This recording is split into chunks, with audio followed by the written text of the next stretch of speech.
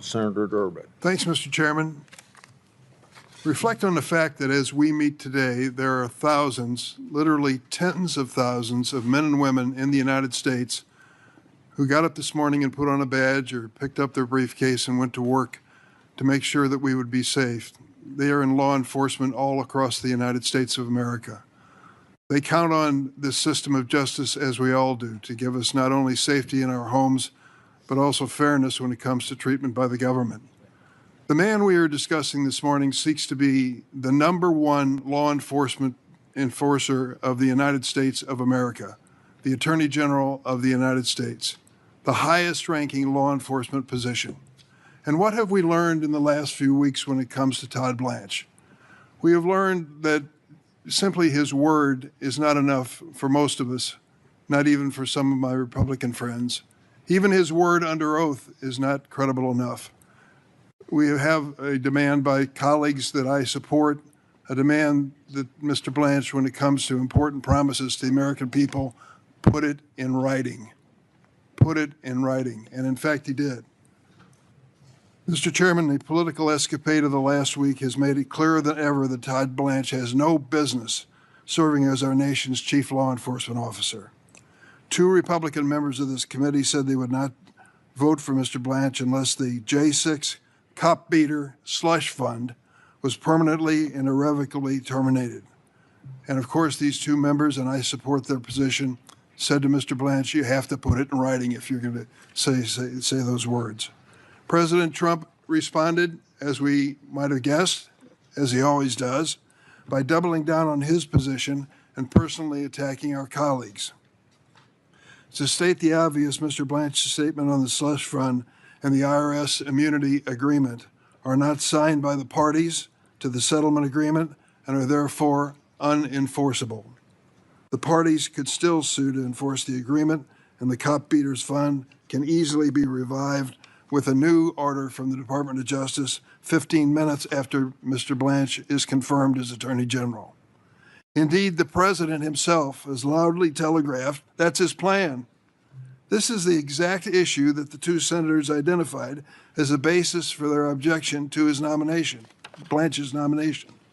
To my Republican colleagues, you gave Mr. Blanche the benefit of the doubt when you supported his nomination to be Deputy Attorney General. 17 months later, there is no doubt where his loyalty will lie. Take a look at this promise, unprecedented, I believe, in the history of the United States, that somehow Mr. Blanche engineered an agreement, an understanding, a settlement, you name it, that said that Donald Trump will never be held responsible for any violations of tax crimes before the date of this document that was signed. Saying that the president can commit any crime in the tax code and not be held personally responsible? Does that sound like he is being held to an accountability that we all expect of every single American? Instead of serving the American people and upholding the rule of law and the Constitution, Mr. Blanche has aided and abetted the most corrupt administration in the history of the United States. Prior to this hearing, Mr. Blanche told me he, quote, made a mistake, close quote, by creating the January 6th slush fund. Where did he say it? In my office, with witnesses, my staff, to what I'm about to say. When I asked him about this under oath, Mr. Blanche falsely claimed that he never made this statement. That's not true. Mr. Blanche's willingness to casually lie under oath about a statement he made in a room full of witnesses shows the lengths he will go to avoid offending President Trump. Why doesn't he want to concede he made a mistake? We all do that from time to time, right? No, no, no. Manly MAGA leaders do not admit a mistake or use the word sorry. So he was held accountable by the president. Mr. Blanche has claimed he recused himself from matters involving President Trump in his personal capacity. Yet he personally signed the agreement releasing President Trump, his family, and businesses from tax liability.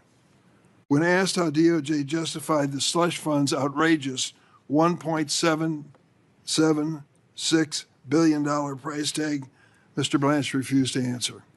He shows contempt for this committee and for our history by refusing to admit that the sum was chosen to signal support for the January 6 rioters and many of us remember when they attacked and invaded the Capitol. Those riders shamelessly invoked 1776 to compare themselves to American revolutionaries. Give me a break. Mr. Blanche told me that a ruling against the settlement was, quote, a hit piece personally directed at him. This is no surprise coming from the man who declared that the Justice Department is, quote, at war, close quote, with the courts. These are not the words of someone who would serve our nation as a top law enforcement official.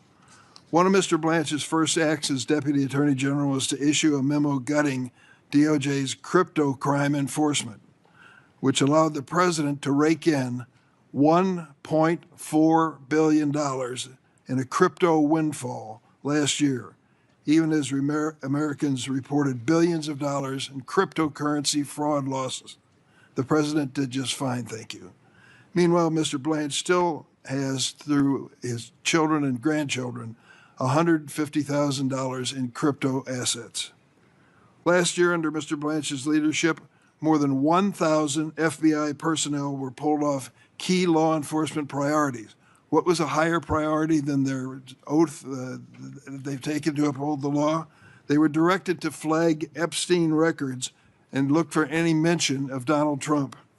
Mr. Blanche refused to tell me who gave this order, but former Attorney General Bondi made it clear, saying Blanche was, quote, in charge of the Epstein files.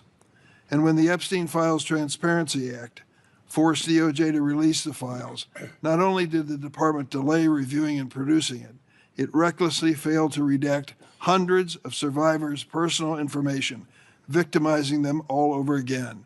And they testified before this committee under oath to that fact. Meanwhile, the names of powerful Epstein cronies remained protected, in clear violation of the law.